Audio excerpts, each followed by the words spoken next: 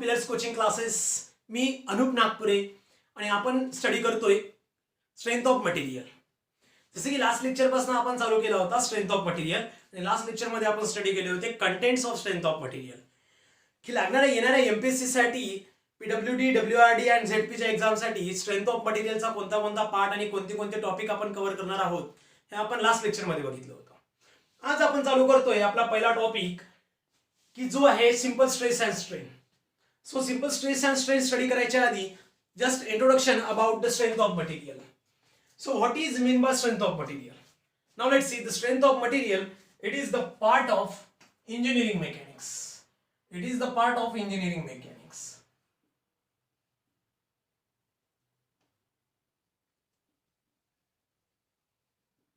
Okay. So engineering mechanics. Strength of material. It is the branch of engineering mechanics. Engineering mechanics मध्ये आपण काय study केलंय? Engineering mechanics मध्ये आपण study केलंय forces, energy and their various effects on the various bodies or the various members. Yes or no? So यामध्ये आपण study केलं होतं की energy,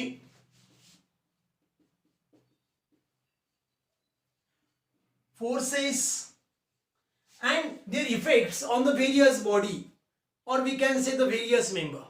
Yes or no?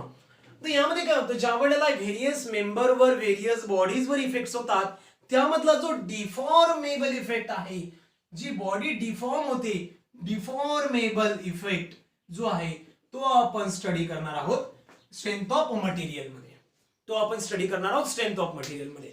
So always keep in mind that the strength of material it is the branch of mechanics and mechanics is nothing but the study of forces, energy and their various effects on the body as well as the member.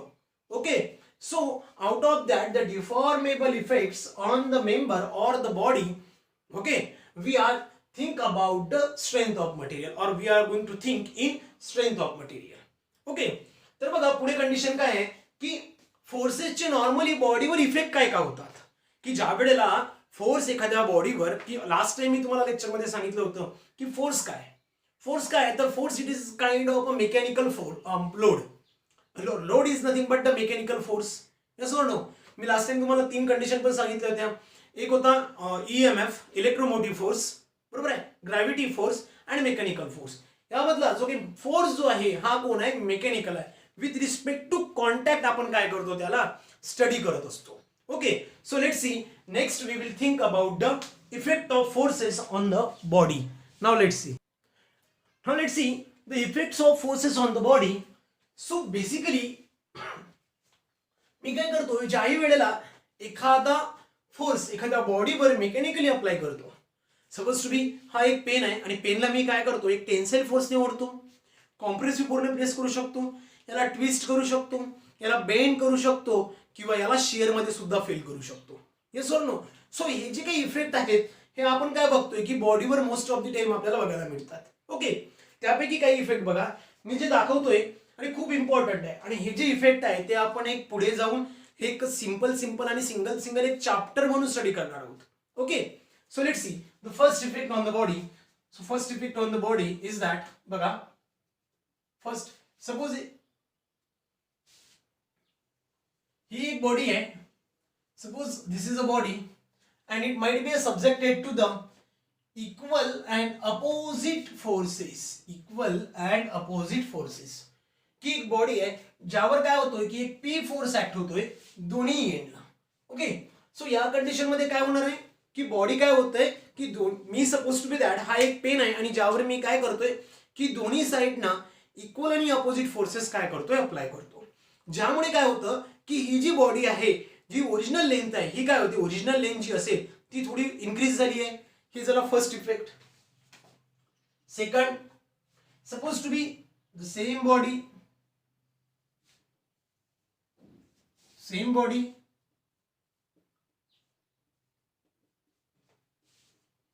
हा second effect, की एक body आहे आणि दोन्ही साईडला तिला काय करतोय की कॉम्प्रेसिव्ह फोर्स अप्लाय करतोय किंवा दोन्ही साईडना पुश करतोय. कॉम्प्रेसिव्ह फोर्स नंतर बघू. एक सिंपल वर्ड मी यूज करतोय की suppose this is nothing but the pull and this one is the push. Okay. त्यानंतर नेक्स्ट जो फॉर्म येतो थर्ड नंबर की next effect on the body is that suppose एक सर्क्युलर सिलेंडर आहे, एक सर्क्युलर सिलेंडर आहे आणि काय मी याला काय करतो ट्विस्ट करतो. जसे की आपण कपडे धुतल्यानंतर जो पिळायचा प्रयत्न करतो बघा दोन्ही अपोजिट साइडनं ती कंडिशन अप्लाय करतो. तर यामध्ये काय करतोय की हा ट्विस्ट करायचा प्रयत्न करतो. म्हणजेच काय की याचा जो ऍक्सियल फॉर्म आहे तो या कंडिशन मध्ये डिफ्लेक्ट व्हायला पाहिजे. Means what it will effect. Now let's C. हे जे दोन फोर्सेस आहेत बघा समजून घ्या व्यवस्थित. यामध्ये काय होतं की हे जे दोन फोर्सेस आहेत ओके. नाउ लेट्स सी या फॉर्म मध्ये चेंज व्हायला पाहिजे. ठीक आहे okay. Now let's C. 2 minute हा चेंज करतोय. हा असा आहे ओके. हा झाला third effect on the body. Fourth effect on the body. Now let's C. एखादी बॉडी आहे, ही एक बॉडी आहे and it might be supported on the two supports आणि यावर काय करतोय कुठेतरी मी लोड अप्लाय करतोय. हा झाला fourth effect on the body. And fifth is nothing but the suppose to be ही एक बॉडी आहे and collinear forces मी यावर अप्लाय करतो unlike parallel forces. How? Unlike parallel forces. Okay, and this is nothing but the fifth effect. तर normally काय आहे की हे 5 टाइपचे इफेक्ट एखाद्या बॉडीवर किंवा मेंबरवर आपल्याला स्टडी करायला मिळतात. यामुळे काय की सपोज टू बी दॅट ज्या वेळेला आपण अनइक्वल फोर्सेस एखाद्या बॉडीवर अप्लाय करतो unlike instead of unequal unlike parallel forces म्हणजेच काय की बॉडी या फॉर्म मध्ये ब्रेक होऊ शकते. So these are the 5 important effects which can carried out by the body whenever the external load is acting on the body. So काय की हे 5 टाइपचे फोर्सेस आपल्याला बघायला भेटतात बॉडीवर. यामधला पहिला इफेक्ट आपण बघूया फर्स्ट कंडिशन मध्ये. बघा फर्स्ट कंडिशन मध्ये काय बघितलंय की ज्या वेळेला एखादा फोर्स त्या बॉडीवर अप्लाय केला जातो त्यामध्ये काय होतं की दोन्ही एंडला फोर्स पी आपण अप्लाय करतो. Got it. दोन्ही एंडला फोर्स पी अप्लाय केला काय होणार काय ही जी बॉडी आहे ही काय होते इन्क्रीज व्हायला लागेल. ज्याला आपण म्हणतो स्ट्रेचिंग होईल. त्यालाच म्हणू शकतो आपण एक्सटेन्शन. बरोबर आहे. सो दॅट मी इथे लिहितोय एक्सटेन्शन. मी लिहितो इथे एक्सटेन्शन ज्याला आपण म्हणू शकतो स्ट्रेचिंग.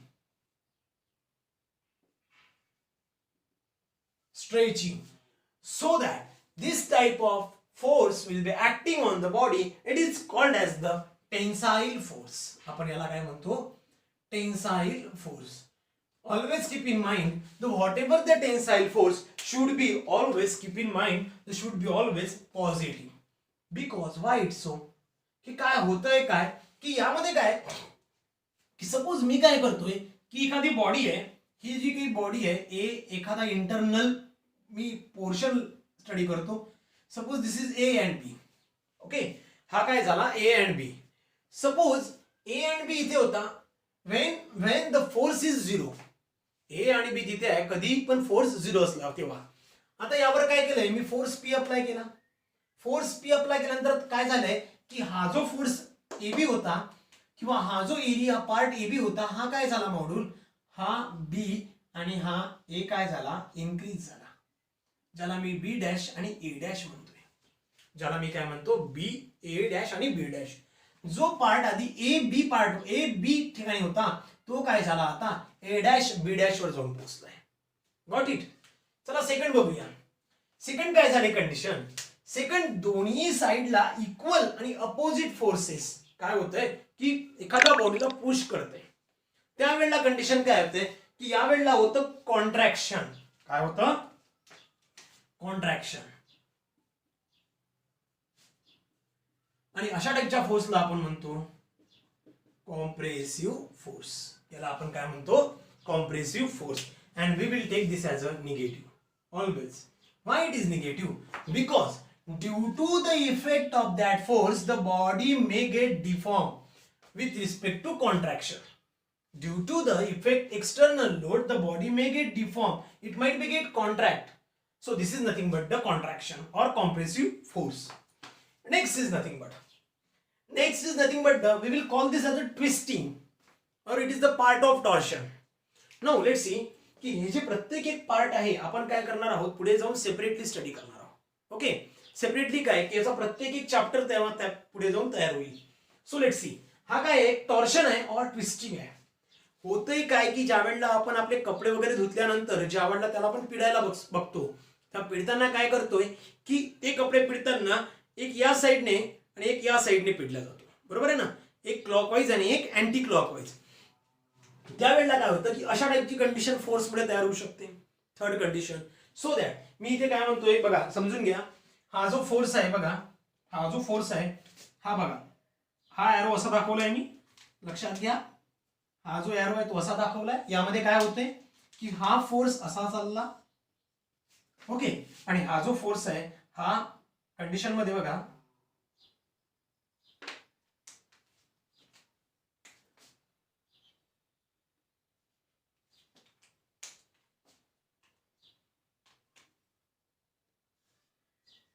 या फॉर्म मध्ये.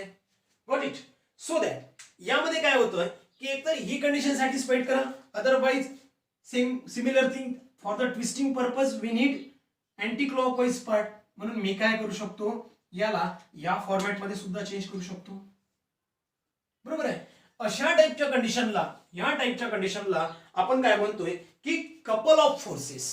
काय बोलतो, कपल ऑफ फोर्सेस, और we will call this as a torque, or we will call this as a twist. Got it? So let's see, we will call this as a twist. आपण याला काय म्हणतोय, twist. We will call this as a torque. आपण यालाच काय म्हणतो, torque सुद्धा म्हणतोय. ओके, यालाच आपण नेक्स्ट लँग्वेज मध्ये आपण म्हणू शकतो couple, couple of forces, couple of forces. Got it. So this is nothing but the couple of forces, twist और torque. It is happen due to the effect of forces on the body.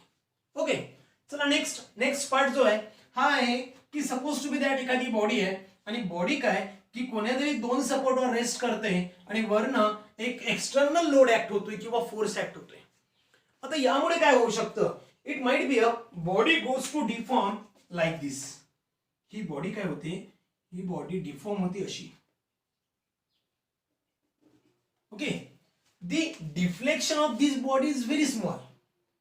हे जे deflection असतं हे दाखवताना मी एवढं दाखवलं, actually हे खूप छोटं असतं, जे सरळ सरळ दिसत सुद्धा नाही. But this type of deformation happen due to the effect of forces, and we will call this as a bend. We will call this as a bend और बेंडिंग. आपण यालाच काय म्हणतो, बेंड किंवा बेंडिंग म्हणूया. ओके, त्यानंतर next जो force बघायला मिळतो त्याला म्हणूया आपण, काय होतंय काय की सपोज एक बॉडी आहे आणि बॉडीवर, एखाद्या बॉडीवर दोन अनलाइक पॅरलल फोर्सेस, अनलाइक बोलतोय, ओके, लाईक नाही, unlike, opposite in direction, parallel to each other but opposite in direction. Okay, so unlike parallel forces ज्या वेळेला एखाद्या बॉडीवर ऍक्ट होतात त्यावेळेला काय होतं की after the equilibrium condition the body might be get break with respect to shear. काय होतं की यामध्ये काय होतं की दोन फोर्सेस यावर लागलेत, तर हा जो पार्ट 1 होता आणि हा पार्ट 2 आहे, हा काय होतो इथे ब्रेक होतो. का बरं, due to the shear effect. आणि याला आपण म्हणतो ब्रेक. याला आपण काय म्हणणार आहे, ब्रेक और शियर. काय बोलतोय, ब्रेक और shear. So this main effects on due to the forces on the body. हे 5 काय आहे, मेन इफेक्ट्स आहेत फोर्समुळे येणारे बॉडीवरती. ओके, पुढे जाऊन याला आपण जसं जसं चॅप्टर पुढे जाईल, जसे त्यांचे चॅप्टर येतील त्यावेळेला आपण याला डीप मध्ये जाऊन स्टडी करूया. ओके, सो सध्या तरी लक्षात घ्या की नॉर्मली काय आहे की 5 फोर्सेस आपण ऑब्झर्व करतो बॉडीला कोणताही, आणि फोर्स कोणता असो तो mechanical forces with respect to the contact. बरोबर आहे.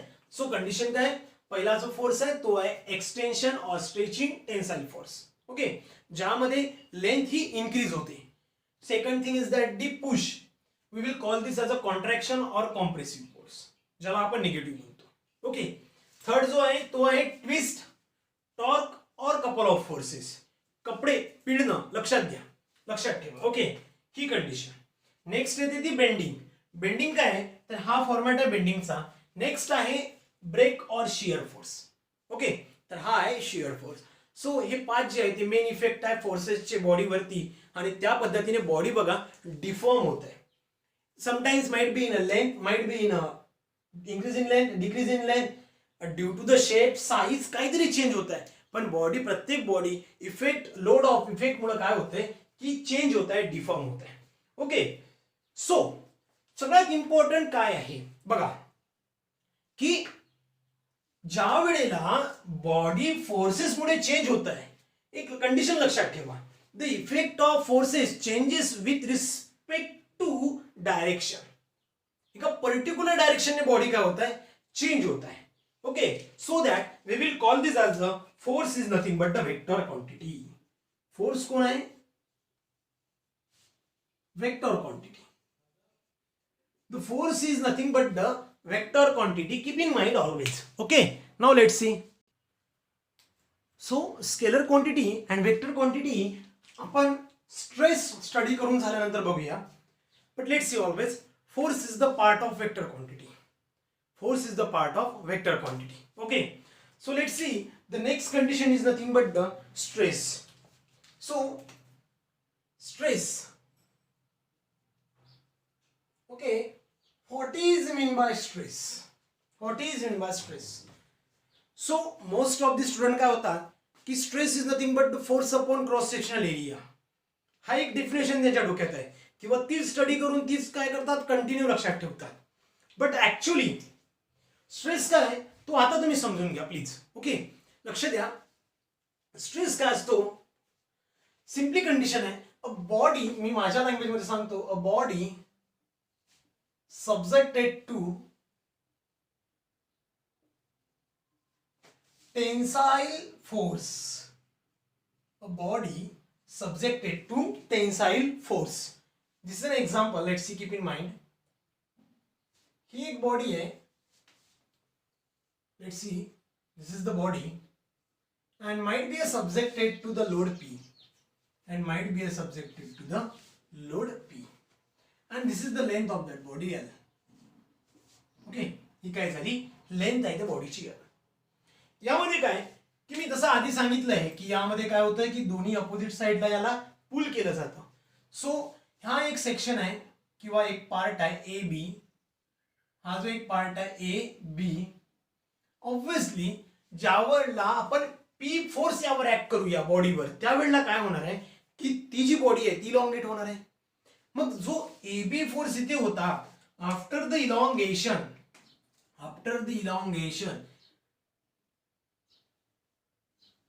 ही जी लेंथ आहे ही काय झाली इन्क्रीज झाली. ही लेंथ काय झाली इन्क्रीज झाली. बघा हा फोर्स पी होता, बघा पी फोर्स हा आहे आणि होतंय काय की ही जी काही लेंथ आहे ही लेंथ ही काय झाली आहे इन्क्रीज झाली आहे. पण इन्क्रीज होताना कंडिशन काय डिफॉर्म केली की बघा हा जो फोर्स ए बी होता इथे तो काय झाला आता, हा जो पार्ट ए बी इथे होता किंवा इंटरनल मॉलिक्युलर जे होते ए बी हे काय झाले स्ट्रेच झाले असतील इथपर्यंत. हा झाला ए डॅश आणि हा झाला बी डॅश. जो ए बी पार्ट आधी होता तो काय झालाय आता स्ट्रेच झाला इथे. सो आता कंडिशन काय होते लक्षात घ्या, it is the internal resistance. शब्द काय बोलतोय बघा, बिकॉज स्ट्रेस मेजर करायसाठी असं काही कोणते इक्विपमेंट नाहीये की डिरेक्टली स्ट्रेस मेजर होईल. ओके, सो स्ट्रेस मेजर कसा करू शकतो आपण की it is nothing but the simple, we will call this as a part of a vector quantity, but I am not saying that perfectly vector quantity because it is we can't measure it properly. आपण major करू शकतो का किती elongate झालंय, elongation major करू शकतो. तो stress internal resistance, because कोणतीही बॉडी ज्या वेळेला तयार होते त्यावेळेला ती काय होती मॉलिक्युल्स ते तयार होते. Number of molecules, number of atoms म्हणून एक बॉडी तयार होते. त्या मॉलिक्युल्स मधलं जे बॉन्डिंग आहे त्यावर डिपेंड करतं की त्याचा इंटरनल रेजिस्टन्स कॅपॅसिटी किती आहे. जेवढी जास्त इंटरनल रेजिस्टन्स कॅपॅसिटी तेवढा जास्त तुम्हाला फोर्स अप्लाय करावा लागेल तिला इलॉंगेट करायसाठी. ऍग्री करता? So what I am saying की ही जी काही बॉडी स्ट्रेच झाली आहे ए बी पासनं ए डॅश बी डॅश पर्यंत, हे काय बरं झाली आहे? Due to the internal resistance forces. Due to the internal resistance forces. So that what I am saying that let's see internal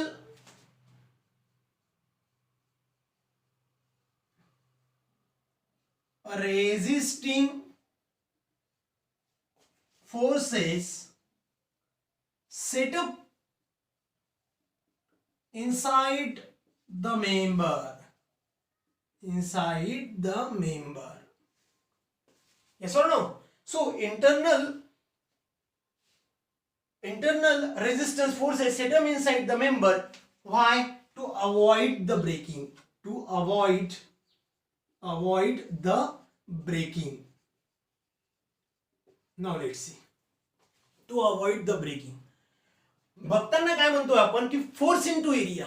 it's not a force into area. Because suppose जेव्हाही मी काय करतो की एखादी बॉडी इलॉंगेट करायचा प्रयत्न करतो किंवा number of forces act करतो त्यावेळेला ती बॉडी इलॉंगेट होते. Y? Because of intermolecular attraction of that molecules. Okay, की जेवढं जास्त मॉलिक्युलचं अट्रॅक्शन असेल तेवढा जास्त स्ट्रेस तुम्हाला, लोड तुम्हाला, फोर्स तुम्हाला लागेल ती बॉडी इलॉंगेट करायला. ओके, तर हा जो फोर्स आपण कॅल्क्युलेट करतो, इंटरनल रेजिस्टन्स फोर्स कॅल्क्युलेट करतो मेथड ऑफ सेक्शन वरनं. काय आहे? मेथड ऑफ सेक्शन वरनं. Suppose to be I will use the method of section. How we can going to use the method of section? Let's see. So it is the internal resistance force set up inside the member to avoid the breaking. Let's see how's it. Suppose me condition मध्ये काय करतोय की हा जो AB part होता, इथनं काय करतो, एक सेक्शन टाकतोय. Suppose XX. Got it? So let's see.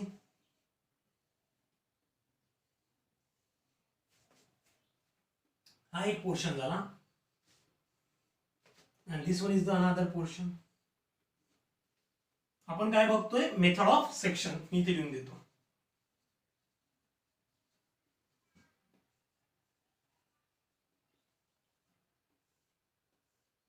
So let's C method of section. So ह्या ज्या दोन कंडिशन आहे ज्यामध्ये हा XX सेक्शन मध्ये काय झालंय की मी ही बॉडी कट केली मेथड ऑफ सेक्शन मध्ये. Suppose this is nothing but the load P and this one is the P. Okay, आता यामध्ये होतंय काय? For the static equilibrium conditions काय सांगतात? Summation of forces is equals to 0. Summation of forces is equals to 0. So summation of forces कोणते कोणते? Summation of F of x is equals to 0. Summation of F of y is equals to 0. Summation of F of z is equals to 0. This is the static equilibrium. Or we can say summation of moment is equals to 0. Got it? Summation of moment is equals to 0. It might be a moment in x direction. Summation of moment in x 0, y direction 0, and moment in z direction 0. So whenever we are equating the forces or moment with respect to the 0, we will call this as the static equilibrium condition. Okay, so whenever we are thinking about the static equilibrium condition, now let's see what will happen. Now काय होतंय काय की ज्या वेळेला force P जातो तर याला एक रेजिस्टन्स, इंटरनल रेजिस्टन्स फोर्स याच्या अपोजिट मध्ये लागतोय, तो असतो suppose to be that force F. काय झालंय, या P च्या अपोजिट मध्ये काय लागलाय? फोर्स F लागलाय. So suppose if I consider the static equilibrium condition, आता यामध्ये काय की फक्त हॉरिझॉन्टल फोर्सेस F आहे, बरोबर आहे. यामध्ये काय फक्त हॉरिझॉन्टल फोर्सेस आहे. सो दॅट हॉरिझॉन्टल फोर्सेस म्हणून summation of F of x घेतोय. काय होणार आहे? Summation of F of x is equals to 0. Left side negative, right side positive. Sign convention. Sign convention काय? Left side negative, right side positive. म्हणजे काय होतंय? Minus P plus F is equals to 0. सो काय होणार आहे? P is equals to F. P is equals to F. Same body 1 मध्ये झालंय, सेम बॉडी 2 मध्ये पण होणार आहे. कारण बघा की internal resistance force to avoid the breaking, याला इकडे ओढल्यानंतर त्याचे इंटरमॉलिक्युल्स काय करतील, हे ब्रेकिंग नको व्हायला म्हणून हा फोर्स F ठेवतील. Because these are the method of section मध्ये काय आहे की आपण काय करतो, ज्या वेळेला एखाद्या बॉडीला, सपोज हा पेन आहे, हा पेन आहे, या पेनला मी काय करतोय की या पेनला मी काय करतोय, स्ट्रेच करायचा प्रयत्न करतोय. होतोय का स्ट्रेच करायच्या प्रयत्नाने? हा जो एक छोटासा सेक्शन मी अजून केला, हा जो एक छोटा सेक्शन मी अजून करतोय, त्या सेक्शनचे जे काही मॉलिक्युल्स आहेत ते काय करतील, त्यांचं जे बॉन्डिंग आहे ते फिट ठेवतील. ओके, तर ते बॉन्डिंग काय करतं, ते जे मॉलिक्युल्स आहे वेगळे होऊ देणार नाही. सो इंटरमॉलिक्युलर अट्रॅक्शन हे खूप जास्त असतं, त्यामुळे आपण हा रेजिस्टन्स फोर्स अप्लाय केला F, आणि यामध्ये काय होतं, P is equals to F तुम्हाला बघायला भेटलं. P is equals to F तुम्हाला बघायला भेटलं. सो ही काय आहे, ही आहे static equilibrium condition. What is this? Static equilibrium condition. Okay, so यामध्ये सगळ्यात इम्पॉर्टंट पॉइंट काय आहे की मेथड ऑफ सेक्शन मध्ये काय लक्षात ठेवा, किंवा एक नोट म्हणून तुम्ही तयार करू शकता, to satisfy the equilibrium condition resisting force equal to the force. Resisting force equal to the force to satisfy the equilibrium condition. लक्षात ठेवा की इक्विलिब्रियम कंडिशन सॅटिस्फाईड करायसाठी कायम force is always equal to the resisting force. Okay, Delhi metro मध्ये एकदा question विचारला गेला होता, आणि क्वेश्चन याच्यावर होता मेथड ऑफ सेक्शन वर, की करेक्ट स्टेटमेंट कोणता आहे. तर त्यामध्ये एक क्वेश्चन, एक ऑप्शन असं होतं की ऑप्शन काय होतं, to satisfy the equilibrium condition. लक्षात घ्या, हे नोट म्हणून ठेवा हवं तर,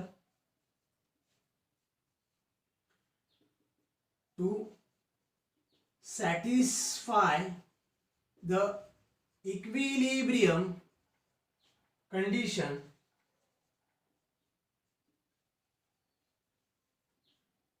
resisting force equal to the force. Always the resisting force is equal to the force. आता पुढे बघा काय कंडिशन्स येतात, पुढे बघा समजून घ्या. आता यामध्ये बघा, सपोज मी काय करतो, एखाद्या बॉडीचा सेक्शन कन्सिडर करतो. ओके, की ही एक बॉडी होती,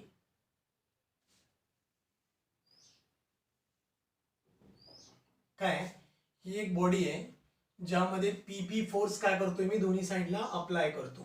गॉट इट? हा पीपी फोर्स अप्लाय करतो.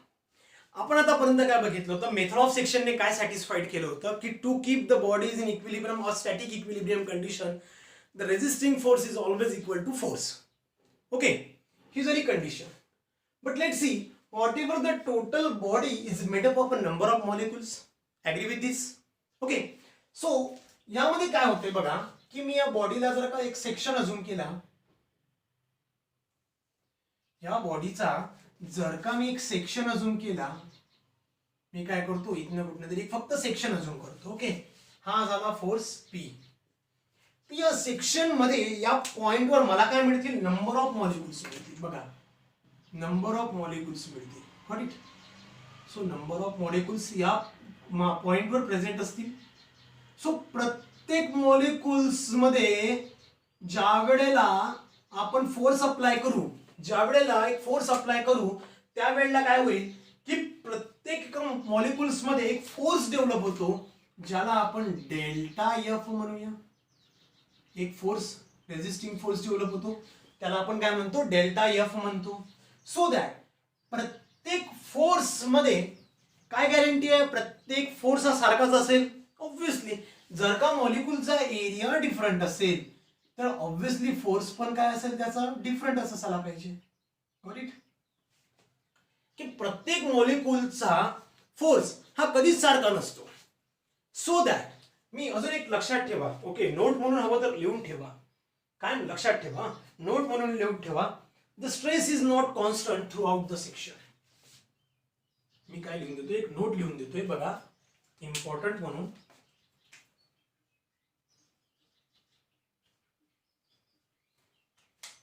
Stress is not constant throughout the section. Why? Because the stress, why the stress? Because the force and the area of each molecule section is not same. Keep force acting on that particular molecule which is having the different areas. So because of that, the stress is not constant throughout the section due to the molecules part. Okay, so यामध्ये मी काय म्हणतोय की हा जो force आहे हा particular एका एरियावर अप्लाय होतो, म्हणून मी असं म्हणू शकतो delta is equals to delta force upon delta area. Agree? पण कंडिशन मध्ये काय लिहिलं, stress is not constant throughout the section. Stress is not constant. Okay, I will write over here. Stress does not constant. Stress does not constant. Okay, but let's see. Or shall I take this delta A on that side? So it become delta F is equals to stress into delta A. Okay. Now let's see. I will take the integration of this equation. So integrate above. If I take the integration of delta F stress into delta A. Now let's see. What is the integration of stress? As already we think about the stress is not constant. Stress तो constant नहीं है. पण तुम्ही एक लक्षात घ्या की suppose to be that 10 मुलं आहे आणि 10 मुलांची हाईट जी आहे ही कोणाची 5 आहे, कोणाची 4 आहे, कोणाची 9 आहे, कोणाची 6 आहे, कोणाची 3 आहे, 2, 7, 8 अशी आहे 10 मुलांची. पण त्या 10चा ॲव्हरेज हा 5 असू शकतो. 10चा ॲव्हरेज 5 असू शकतो. सो दॅट या फोर्स बघा, या बॉडीवरचा F1 आहे, या बॉडीवरचा F2 आहे, इथे F3 आहे, F4, F5, F6 number of forces are acting on the body. So या सगळ्यांचा एक फोर्स काय असू शकतो, स्ट्रेस ॲव्हरेज असू शकतो. म्हणून मी इथे काय म्हणू शकतो की sigma is equals to sigma average जर का मी अजून केला, सिग्मा ॲव्हरेज जर का अजून केला तर सिग्मा ॲव्हरेज काय असतो, 100% कॉन्स्टंट असतो. कारण मग काय की सगळ्यांची हाईट आपण काय केली, जे 10 स्टुडंट होते त्या 10 जणांची हाईट काय केली, एका ॲव्हरेज मध्ये 5 कॉन्स्टंट करून ठेवली. म्हणून काय झाला, हा जो सिग्मा जो होता त्याला ॲव्हरेज मध्ये कन्वर्ट केला आणि ॲव्हरेज व्हॅल्यू काय असते, कॉन्स्टंट असते. म्हणून काय करतो, या डेल्टा एफ चा झाला एफ इज इक्वल्स टू हा डेल्टा कॉन्स्टंट आहे म्हणून बाहेर काढला आणि डेल्टा एचा झाला A. So that stress is equals to force upon area. Stress is equals to force upon area. लक्षात घ्या. So that's way we develop the formula stress is equals to force upon area. आणि हा त्याचा formula develop झालाय. So, but F is nothing but always keep in mind it is the resisting force. कारण की मी आधी सांगितलंय की most of the student लोक काय करतात की फक्त लक्षात ठेवतात because the stress is nothing but the force upon area. It's not the force, it's a resisting force of the internal section. Internal section मध्ये जो फोर्स डेव्हलप होतो तो असतो हा resisting force upon area. And this is nothing but the stress. हा काय आहे, stress आहे. सो लेट्स सी, याचा युनिटचा विचार करू. It's unit. आता बघा स्ट्रेसचे युनिट काय येणार आहे, सिंपल कंडिशन आहे. स्ट्रेस आहे म्हणजे काय, सिग्मा आहे. सिग्मा स्ट्रेस जो आहे हा आहे न्यूटन आणि एरिया आहे तर एरिया काय असणार, obviously metre square. So newton metre square. तुम्ही यालाच 1 पास्कल सुद्धा म्हणू शकता because newton per metre square, याला आपण पास्कल पण म्हणू शकतो. Okay, next is nothing but 1 kilo newton per metre square और kilo newton per metre square means 1 kPa, kilo pascal म्हणू शकतो. Got it. Newton per metre square म्हणजे pascal, kilo newton kilo pascal. Got it. Next is nothing but the MPa.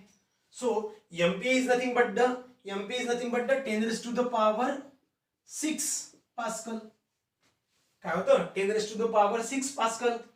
Next 1 GPa, 10 raised to the power 9 pascal.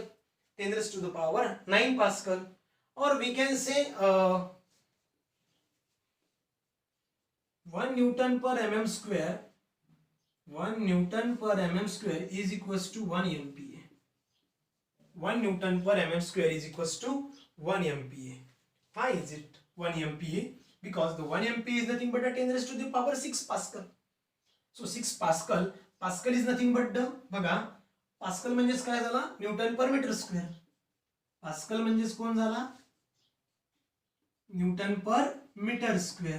मीटरला जर का mm मध्ये convert केलं तर बघा newton 10 raise to the power -3 चा whole square, म्हणून होल स्क्वेअर.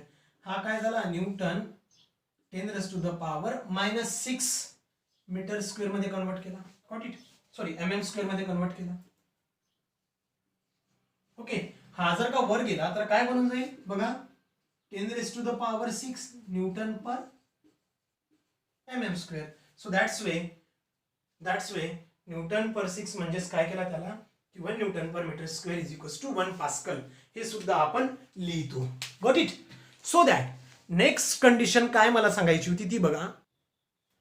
बघा मग की आतापर्यंत काय बघितलंय की force is the vector quantity. Force is the vector quantity. आणि आतापर्यंत तुम्ही लोकांनी स्टडी केलं होतं की there are the basically 2 types of quantities. First one is the scalar and second one is the vector. Okay, आता बघा या दोन्ही क्वांटिटीच्या खूप कॉम्प्लिकेटेड डेफिनेशन्स आहेत किंवा खूप सारे कॉम्प्लिकेटेड डेफिनेशन्स तुम्हाला बुक्स मध्ये मिळतील. खूप सारे डेफिनेशन्स वेगवेगळे आहेत. पण सिंपल कंडिशनने बघा मी काय म्हणतो, स्केलर क्वांटिटी मध्ये काय की जी क्वांटिटी एका मॅग्निट्यूडने इंडिकेट होते, जी क्वांटिटी एखाद्या मॅग्निट्यूडने इंडिकेट होते without having the need of other quantities, without having the need of other quantities. Simple एखादी क्वांटिटी एकाच कंडिशनने किंवा एका मॅग्निट्यूडने रिप्रेझेंट केली जाते तिला आपण स्केलर म्हणूया. For an example height. आता हाईटचा जर का विचार केला किंवा लेंथचा विचार केला तर ती मीटर मध्ये आली की लेंथ आली. बघा एकच क्वांटिटी आहे, एक क्वांटिटी आहे, म्हणून तिला आपण काय म्हणतो, स्केलर क्वांटिटी म्हणतो. पण वेक्टर क्वांटिटी मध्ये काय आहे की ज्या वेळेला एक नाही तर तुम्हाला एखाद्या मॅग्निट्यूड सोबत डायरेक्शनची गरज असते तिला आपण काय म्हणतो, वेक्टर क्वांटिटी म्हणतो. ज्या वेळेला एखाद्या मॅग्निट्यूड सोबत डायरेक्शनची गरज असते तिलाच आपण काय म्हणतो, वेक्टर क्वांटिटी म्हणतो. Okay, so that let's C काय आहे की वेक्टर क्वांटिटी काय आहे की बघा एखादा फोर्स आहे, फोर्स एखादा मी फोर्स बघतोय तर मी आधी सांगितलं force is nothing but the vector quantity. Why it's say, because the force कोणत्या डायरेक्शनने चाललाय हे इम्पॉर्टंट आहे मॅग्निट्यूड पेक्षा. हे इम्पॉर्टंट आहे मॅग्निट्यूड पेक्षा. सपोज टू बी दॅट ह्या डायरेक्शनने चालला तर 10 किलो न्यूटन हे झालं त्याचा मॅग्निट्यूड, बट डायरेक्शन काय झाली, लेफ्ट साइड, लेफ्ट साइड. म्हणून आपण हिला काय म्हणतो, वेक्टर क्वांटिटी. पण एक तिसरी अजून एक क्वांटिटी आहे जिला मी म्हणतो टेन्सर क्वांटिटी. काय म्हणतोय, टेन्सर quantity. Now let's see the tensor quantity. Actually tensor quantity, it is the part of vector quantity, but it does not follow the equilibrium condition or addition. It does not follow the equilibrium or vector addition. लक्षात घ्या काय आहे, काय होतंय की दोन forces आहे. Suppose मी पुन्हा अजून सांगतोय, tensor it is the part of vector. It is the part of vector. हा कोण आहे, टेन्सर कोण आहे, एक वेक्टरचा पार्ट आहे. But it never follows the addition और वेक्टर ऍडिशन. आता कसं आहे ते बघा, समजून घ्या. सपोज हे दोन फोर्सेस आहे,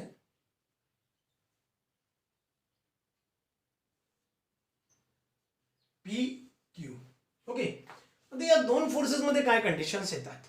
ओके, सो या दोन फोर्सेस मध्ये काय कंडिशन येणार आहे तर बघा P प्लस क्यू जर का तुम्ही बघितलं असेल की यामध्ये हा जर का रिझल्टंट असेल, हा जर का रिझल्टंट आहे तर यामध्ये कंडिशन काय असतात, P square plus Q square plus twice P Q cos theta.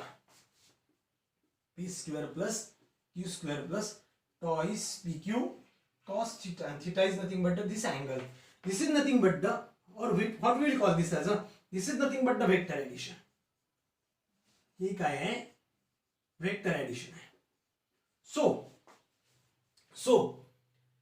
the quantity which does not follow the vector addition, the quantity, but it is the part of vector, but it does not follow the vector addition, it is called as the tensor quantity. तिला आपण काय म्हणतो, टेन्सर quantity. जसं की एखादं सर्किटचं जर का अजून केलं तर बघा मी काय करतोय की या पॉइंटवर एक सर्किट आहे ज्यामध्ये इथे काय येतोय की सपोज 10 एम्पियर करंट येतोय, 10 एम्पियर येतो आणि इथे काय होतोय की सपोज 5 एम्पियर करंट येतोय. तर जर का याचा ऑल्जेब्रिक जर का व्हॅल्यू तुम्ही कॅल्क्युलेट केली तर बघा या पॉइंटवर किती यायला पाहिजे, तर आपण काय केलं त्याला कॅन्सल केलं तर 10/5 एम्पियर, पण असं नाही होत. ही काय होते टोटल 15 एम्पियर होते. काय होतंय 15 ampere. So whenever the any of the quantity or it is the part of vector quantity and which follows the simple algebraic sum or algebraic addition, this type of quantity is nothing but the tensor quantity. So always keep in mind the stress is the part of tensor quantity. कदाचित तुम्हाला येणाऱ्या exam मध्ये विचारेल की stress is the part of following options, scalar quantity, vector quantity, tensor quantity, none of these, all of these. Okay, so always keep in mind the stress is the part of tensor quantity, it is not the part of the vector quantity. Okay, because stress मध्ये काय की आपण अशा टाइपची vector addition करत नाही, आपण त्यामध्ये काय करतोय सिंपल कंडिशन मध्ये लक्षात ठेवा. ओके, तर सिंपल मध्ये लक्षात ठेवा त्याची आपण काय करतो सिंपल ऑल्जेब्रिक ऍडिशन करतो. स्ट्रेस मध्ये काय करतो आपण सिंपल ऑल्जेब्रिक ऍडिशन करतो, म्हणून तिला आपण म्हणतो टेन्सर क्वांटिटी. आता नेक्स्ट पार्ट काय आहे की stress describe by 3 quantities. Stress कोणत्या 3 क्वांटिटीने डिस्क्राइब होतो, तर लक्षात द्या फर्स्ट आहे मॅग्निट्यूड. स्ट्रेस 3 क्वांटिटी डिस्क्राइब होतो, तर फर्स्ट आहे मॅग्निट्यूड. ओके, सेकंड आहे डायरेक्शन आणि थर्ड आहे plane. In which plane it lies, it's a very important. Okay, so stress is described by the 3 quantities, first magnitude, second direction and third is nothing but the plane, so that in which plane it lies. So next part is nothing but the types of stresses. Which types of stresses we are going to study. Now let's see the types of stresses. So first is nothing but the normal stress.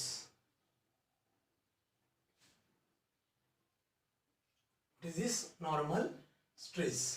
Okay, so let's see the normal stress. What is it normal stress? Suppose this is the body.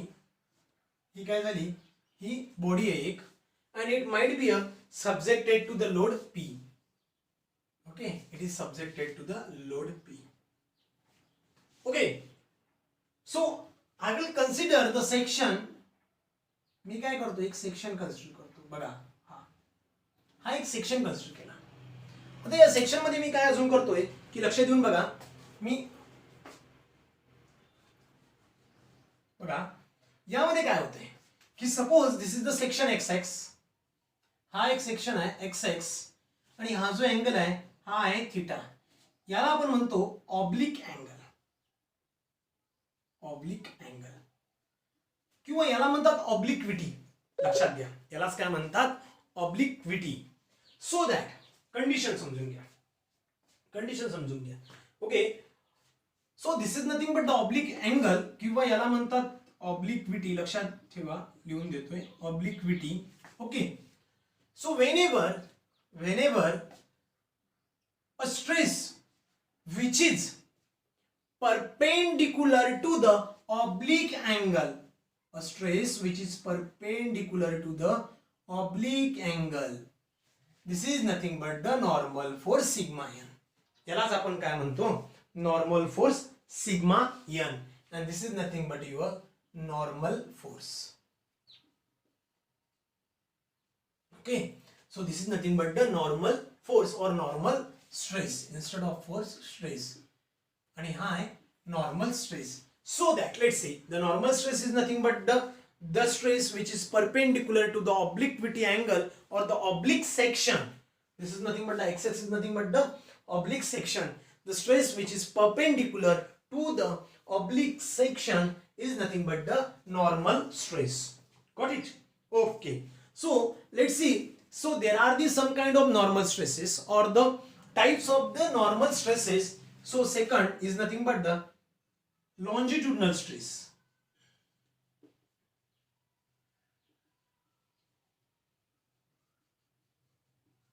Longitudinal stress. Keep in mind, let's see what is mean by longitudinal stress. Suppose this is nothing but the हे काय झाली, ही झाली एक body आणि it is subjected to the force P. हे काय होते, एका फोर्स पी ला काय करते, सब्जेक्टेड करते. नंतर now let's see, we will always call this as a cross section. Okay, or the longitudinal. Longitudinal म्हणजे काय ते लक्षात घ्या पहिल्यांदा. लॉन्जिट्युडिनल म्हणजेच काय, लॉन्जिट्युडिनल म्हणजेच काय, the plane or the body which get deformed along the length of the section. Now let's see, or along the length of the section or the axis of section. हा झाला axis of section and this is nothing but the length. Okay, now let's see, this is the cross sectional area. Cross section area म्हणजे काय, cross section which is perpendicular, exactly perpendicular to the section, it is nothing but the cross sectional area. Or whenever its angle is 90 degree, किती आहे, theta 90 degree. Okay, theta किती आहे, 90 degree. So a normal stress acting along the longitudinal axis of the body, काय की ज्या वेळेला normal stress जो आहे हा sigma n which is acting along the longitudinal section of the body. Why it is the longitudinal? A longitudinal section is nothing but the section which is perpendicular to the cross section. Keep in mind, this is the oblique section. Keep in mind, oblique section. हा काय झाला, oblique section. आणि हा कोण झाला, cross section. हा कोण झाला, याला म्हणतो मी क्रॉस सेक्शन. दोघांमधला फरक लक्षात घ्या, लक्षात घ्या फरक काय आहे. which is perpendicular to the oblique section, normal stress. Normal stress. And the longitudinal stress म्हणजे काय, which is perpendicular to the cross section or the stress which is acting along the longitudinal axis of the body, it is called as the longitudinal stress. त्यालाच आपण काय म्हणतो, longitudinal stress or cross section. Got it? This is the second part of the condition. हवा तर मी लिहून देतो. The section or the stress acting along the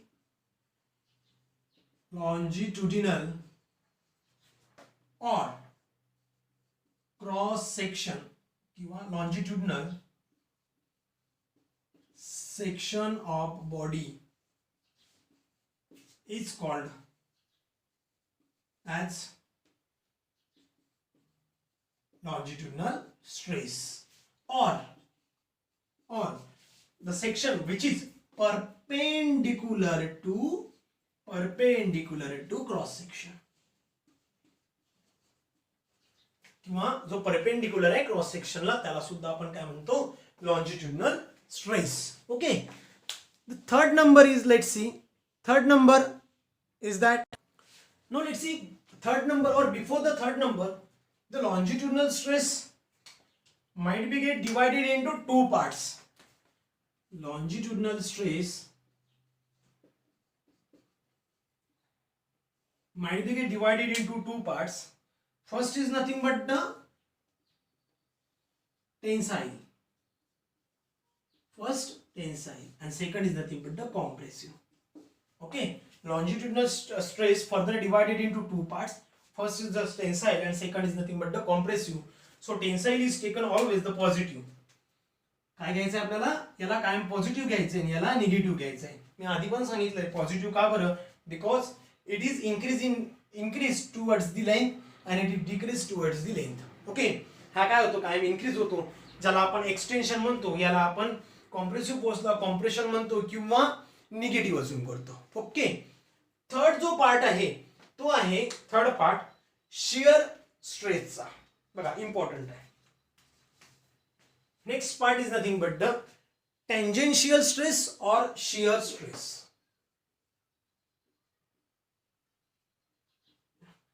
shear stress, or we will call this as a tangential stress.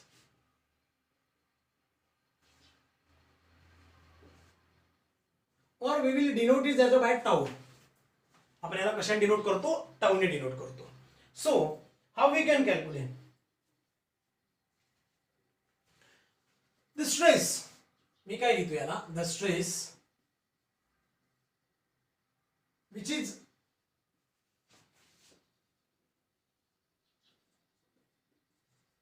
tangential to the plane or surface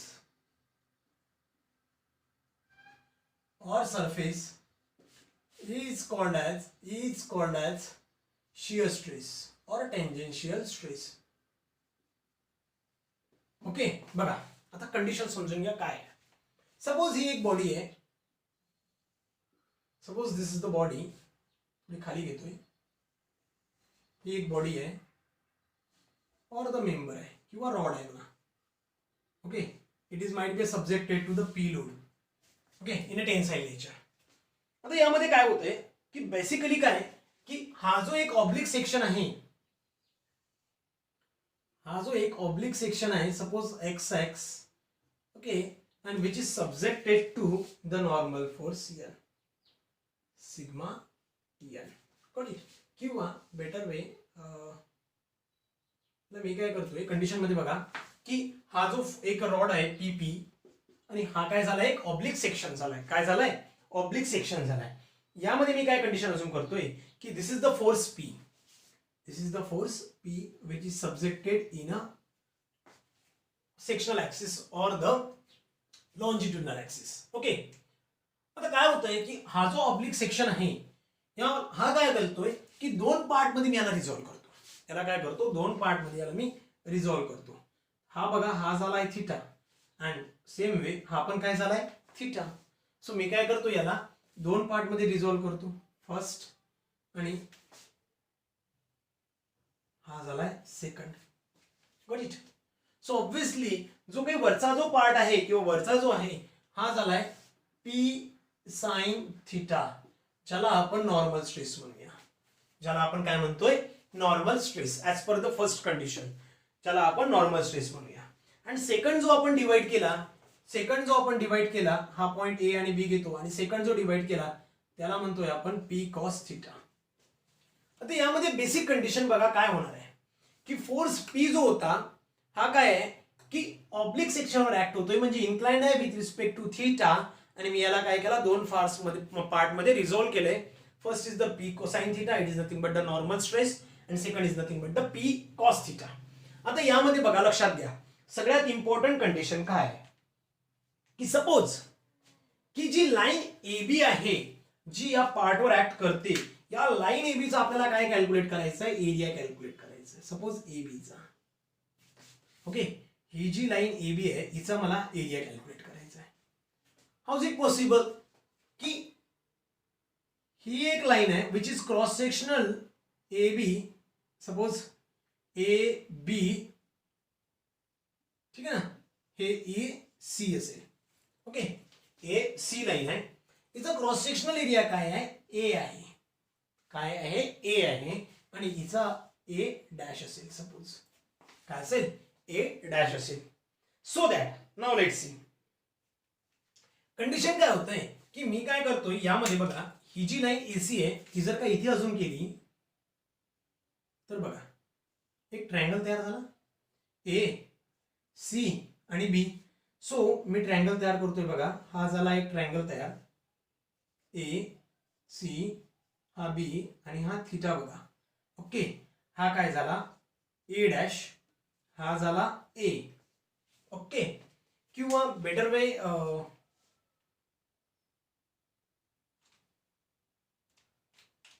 याला काय म्हणतोय मी ए आणि याला म्हणतोय A dash. Suppose this is nothing but the A and we will call this as a A dash. So now let's see by using the trigonometrical function. मी काय करतोय इथे ट्रिग्नोमेट्रिकल फंक्शन यूज करतोय by using the triangle A B C. By using triangle A B C जर का मी use केला तर बघा कंडिशन काय होते? Opposite upon hypotenuse. काय होतं? Sine theta is equals to काय होतं? Sine theta is equals to काय झाला opposite upon hypotenuse. So opposite काय आहे ए डॅश आहे A dash upon A dash upon a. Now let's see. I want to calculate the value of a. मला काय calculate करायचं आहे a ची व्हॅल्यू कॅल्क्युलेट करायची होती. सो दॅट मी काय करतोय कंडिशन मध्ये सपोज a इकडे घेतला तर काय होणार आहे कंडिशन काय होणार आहे a is equals to a dash upon sine theta a dash upon sine theta. Got it. So a dash upon sine theta means A झालाय area A. Now let's see next condition काय येते ते समजून घ्या. बघा आता जी condition आहे ज्यामध्ये आपण कॅल्क्युलेट करणार आहे नॉर्मल अँड शियर स्ट्रेस.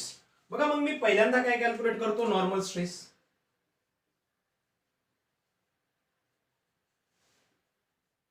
ज्याला आपण सिग्मा एन म्हणूया. सो नॉर्मल स्ट्रेस म्हणजे काय कंडिशन बघा normal stress which is acting on the particular area A. So let's see how we can calculate the sigma n is equals to p sin theta upon a. P sin theta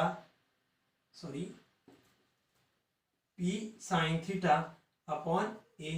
Got it. So p sin theta upon a, but a is nothing but a dash upon sin theta, but a is nothing but the a dash sin theta. So now let's see how we can calculate sigma n is equals to p upon a dash sin square theta. How we can calculate sigma n is equals to p a dash upon sin square theta. और instead of जर का तुम्ही a आणि a dash जर का आपण change केला असता किंवा आधीचा जर का ठेवला असता तर यामध्ये काय आलं असतं बघा हा a आणि हा a dash ठेवला असता तर काय झालं असतं कंडिशन मध्ये की हा ए डॅश आणि हा ए झाला असता. त्यामध्ये कंडिशन काय झाली असती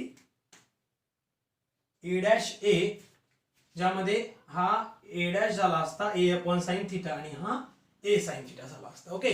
so that sigma N P A upon sine square theta हाच पार्ट आपण पुढे प्रिन्सिपल ऑफ स्ट्रेसेस मध्ये सुद्धा बघणार आहोत डीप मध्ये जाऊन.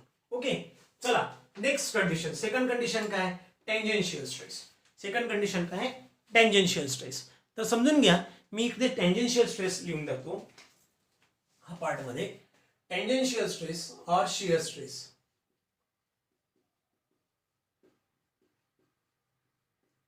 ज्याला आपण टाऊ म्हणूया. सो टाऊ म्हणजे काय झाला P cos theta upon A. So tau is equals to P cos theta upon A. Got it. और A dash but A dash is nothing but the A dash म्हणजेच काय झाला ए sine theta. म्हणून मी काय करतो इथे पी कॉस थिटा अपॉन ए upon sine theta. Okay. हा साइन वर निघून जाईल म्हणजे काय आला P upon A cos theta sine theta. But suppose if I multiply and divided by 2 जर का मी याला मल्टीप्लाय अँड डिवाइड जर का 2 ने केलं तर बघा काय होईल twice B twice A cos theta into sine theta. Now let's see याला जर का पुढे मी डिस्क्राइब करायचा प्रयत्न केला तर मी इकडे लिहितोय बघा टॉइस पी म्हणजेच P upon twice A twice sine theta cos theta into sine theta. How we can write out P upon twice A sine 2 theta and this is nothing but the tau. हा काय झाला असता tau. So this is nothing but the third type of stress or we will call this as a tangential stress. यालाच आपण काय म्हणूया tangential stress म्हणतोय. Okay. So here we completed the types of stresses. Now next part is the strain. Strain is the simple concept. Strain काय खूप simple concept आहे. It is denoted by epsilon or small e. Okay. Or it is nothing but the measurable quantity. काय आहे ही measurable quantity आहे की normally काय होतं की whenever the external load or the any kind of resisting force acting on a particular cross section of the body, so body will try to deform, and due to that deformation it try to change its shape, size and length, or we can say the dimension. We try to change its dimension with respect to the original dimension. So we can say strain is nothing but change in dimension per unit original dimension.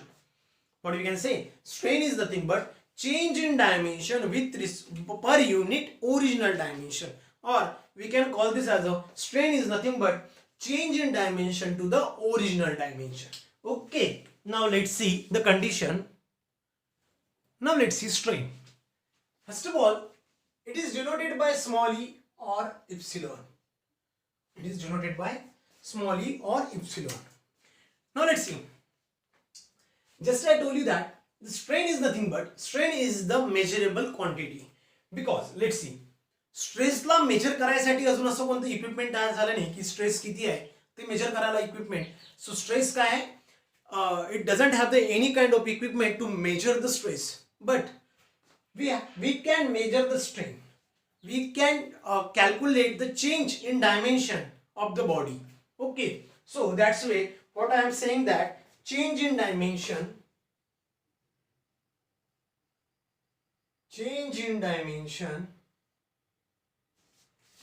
per unit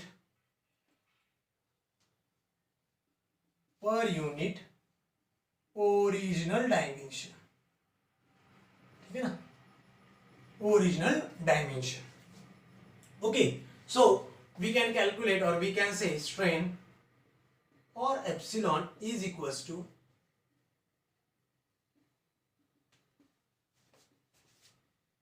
change in dimension to the original dimension. Got it? Change in dimension to the original dimension. Okay, now let's see. Second is nothing but it is the unitless term. It is the unitless term because the change in dimension, it is the length, and the original dimension, it is also length cancel term, so it is unitless term. Unitless term. Okay, and this one is the measurable quantity. Okay, question विचारला होता जेईला नगर परिषद साठी की strain is a whether it's strain out of following, it is the measurable quantity. Okay, त्यामध्ये stress strain A and B, only B असं काही option होतं, ज्यामध्ये काय आहे की स्ट्रेन काय आहे ही मेजरेबल क्वांटिटी आहे. Got it? कारण की ज्या वेळेला लेंथ चेंज होते त्यावेळेला आपण ओरिजिनल लेंथ सोबत त्याला कॅल्क्युलेट करून चेंज कॅल्क्युलेट करू शकतो. Okay, so this is the unitless quantity. So types of strain.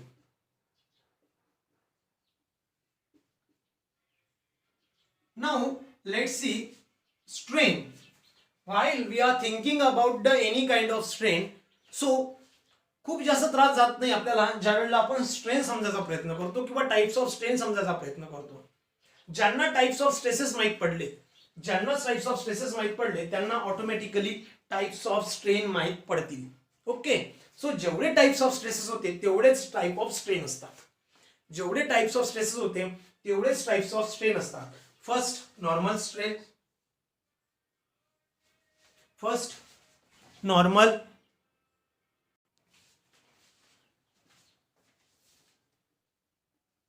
Normal strain. Second, longitudinal strain, having the both two parts. First, tensile as well compressive. Okay, compressive. Third is nothing but the shear.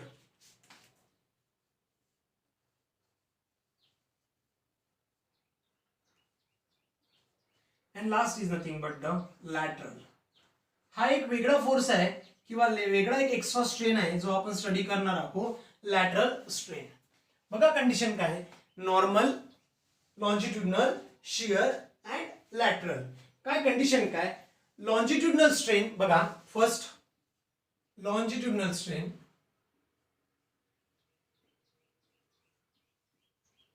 याला आपण denote करतो epsilon or small E ने, longitudinal strain. Now let's see it is only like always keep in mind, हा खूप शब्द important आहे, मी काय लिहून देतो ते इम्पॉर्टंट आहे बघा, शब्द लक्षात ठेवा. It is only related to length. कशाला रिलेट करते ही, फक्त आणि फक्त लेंथला. कायम डोक्यात फिट करून ठेवा, लॉन्जिट्युडनल कायम रिलेट करेल लेंथ सोबत, लेंथ सोडून ती कोणत्याही दुसऱ्या कंडिशन सोबत रिलेट करणार नाही. So that it might be a tensile or compressive, it might be a tensile or compressive. So now let's see what is that longitudinal stress. Change in length due to the longitudinal stress. longitudinal stress मध्ये मुळे येणाऱ्या change in length मध्ये आपण calculate करतो longitudinal strain. ज्या वेळेला longitudinal stress along the length develop केला जातो त्यावेळेला काय होतं की त्यामध्ये जे काही चेंजेस येते ते आपण कॅल्क्युलेट करत असतो लॉन्जिट्युडनल स्ट्रेन मध्ये. म्हणून आपण याला म्हणतो epsilon or small is equals to change in length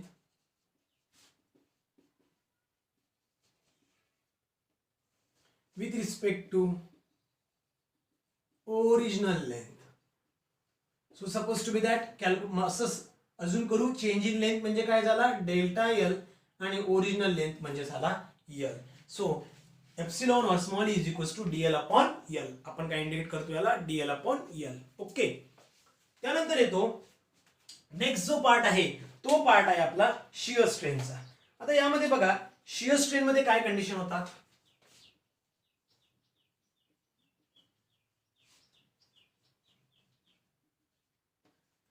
suppose ही एखादी बॉडी आहे, ओके, ए बी सी आणि D and which is subjected to the load P. आता काय होणार काय आहे की ही तर बॉडी या एंडला फिक्स्ड आहे, म्हणून चेंजेस काय होणार आहेत बघा. चेंजेस काय होणार, या लोडमुळे काय होईल की ही बॉडी फक्त वरून जी आहे ती टिल्ट होईल. बॉटम मध्ये ती फिक्स्ड आहे, बॉटम मध्ये कशी आहे फिक्स्ड आहे, म्हणून काय होणार आहे वरून टिल्ट होईल. मग हा जो फोर्स ए आहे जो इथे होता तो काय झाला इकडे आहे आणि हा कुठे जाईल इकडे जाईल. हा ए डॅश आणि हा बी डॅश. ऍक्च्युली बघायला गेलं तर हा फोर्स, हा जो काही डिफ्लेक्शन असतो हा खूप जास्त नसतो, छोटासा असतो. फक्त अझम्पशन्स आपला दाखवण्यासाठी मी मोठा दाखवला. This is theta and this one is the theta. आता ज्या वेळेला आपण याला कन्सिडर करतो त्यावेळेला बघा काय इफेक्ट मिळतील. सो हा जो डिफ्लेक्टेड अँगल असेल हा खूप छोटा असतो. हा दिसायला फक्त मी दाखवायला मोठा दाखवला पण हा खूप छोटा एकदम माइन्यूट असतो. Okay, so suppose this is nothing but the length L.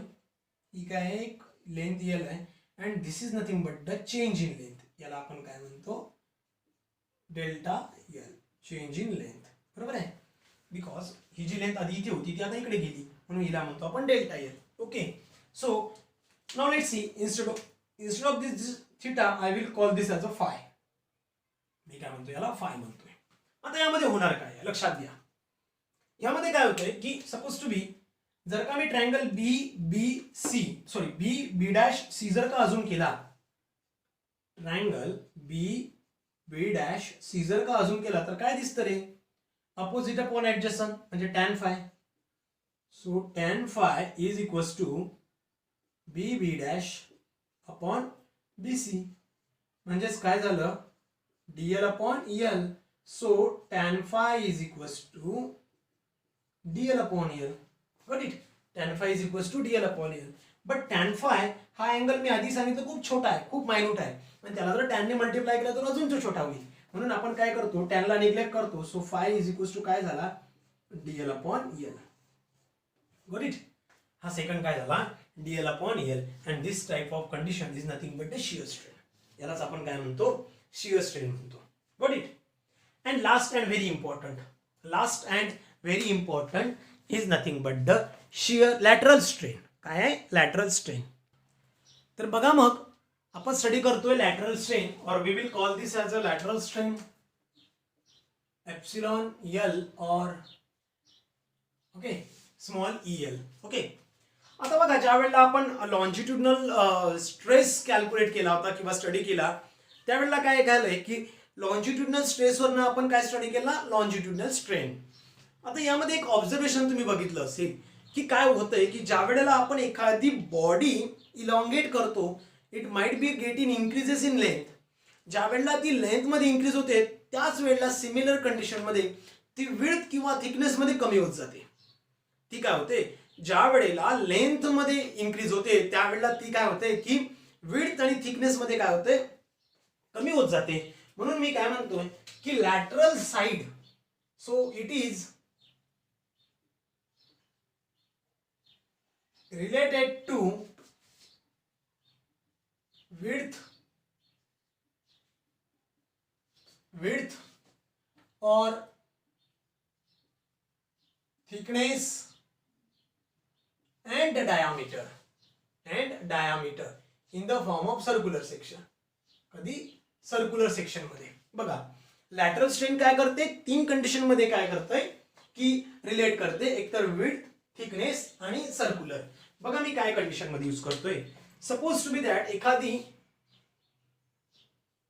Rectangular body आहे, ही एक रेक्टँग्युलर बॉडी आहे ज्याची लेंथ काय आहे, ही एल लेंथ आहे, ही झाली याची width and this is nothing but the thickness T. यामध्ये होतंय काय, हा झाला त्याचा एरिया, हा काय झाला पर्टिक्युलर क्रॉस सेक्शनल एरिया बी इंटू टी. आता यामध्ये काय होते, ज्या वेळेला ही बॉडी मी या साइडला इलॉंगेट करतो किंवा ओढतो त्यावेळेला लेंथ ऑब्विसली इन्क्रीज होते, पण सिमिलर टाइप मध्ये काय होते की याची थिकनेस आणि याची विड्थ जी आहे ती कमी कमी होत जाते. म्हणजे मी असं म्हणू शकतो, so change in width to the original width, epsilon L म्हणजे काय झाला, change in width to the original width or change in thickness to the original thickness. Got it? And this is nothing but the lateral. Lateral is nothing but the side which is perpendicular to the longitudinal. A side perpendicular to the longitudinal. Exactly बघा ह्या side काय आहेत, exactly longitudinal ला काय आहे, perpendicular side आहे. Got it? और in another condition, suppose हा एक रॉड आहे, ओके, हा एक रॉड आहे and is having the diameter D. ही काय आहे, डायमीटर डी आहे. ज्या वेळेला याला पुल करू त्यावेळेला ऑब्विसली जी याची डायमीटर आहे ही काय होईल, कमी होईल. बरोबर आहे, ही काय होते, कमी होते. So this is nothing but the change in diameter. So we can say lateral strain is equals to change in diameter to the original diameter, and that's way we will call this as a lateral strain. In the another case we can say length वाढते म्हणजे longitudinal strain वाढते. So longitudinal